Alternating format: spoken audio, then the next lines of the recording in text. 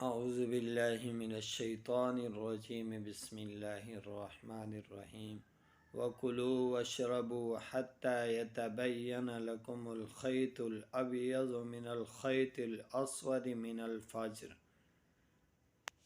عدی بن حاتم رضی اللہ تعالیٰ عنہ کہتے ہیں کہ میں نے نبی اکرم صلی اللہ علیہ وسلم سے کہا کہ میں نے اپنے تکیے کے نیچے سیاہ اور سفید دھاگے رکھے ہوئے ہیں،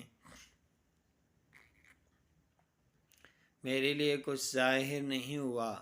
آپ نے فرمایا کہ تمہارا تکیہ بہت چوڑا ہے، بہت بڑا تکیہ ہے، وہ تو صرف رات اور دن ہے جو اللہ تعالیٰ نے فرمایا ہے کہ کھاؤ اور پیو حتیٰ کہ تمہارے لیے فجر کو سیاہ دھاگا سے سفید دھاگا ظاہر ہو جائے۔ سورہ بقرہ 187 آیت نمبر۔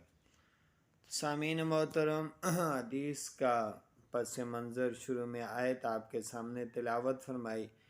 اس کا واقعہ یہ ہے کہ صحابی رسول آپ صلی اللہ علیہ وسلم کے پاس آئے اور فرمانے لگے کہ میں صبح سحری کب تک کروں؟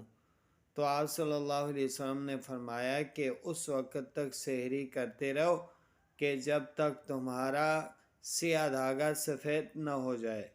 تو اس سے مراد تھا صبح کی سفیدی، لیکن وہ صحابی سمجھے نہیں۔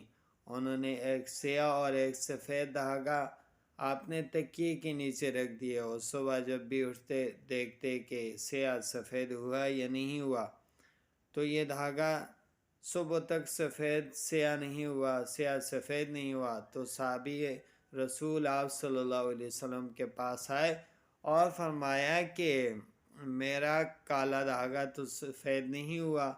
آپ صلی اللہ علیہ وسلم نے مذاقاً کہا کہ آپ کا تکیہ بہت بڑا ہے، اور پھر سمجھایا جو کہ حدیث میں مذکور ہے کہ اس سے مراد صبح کی سفیدی تھی۔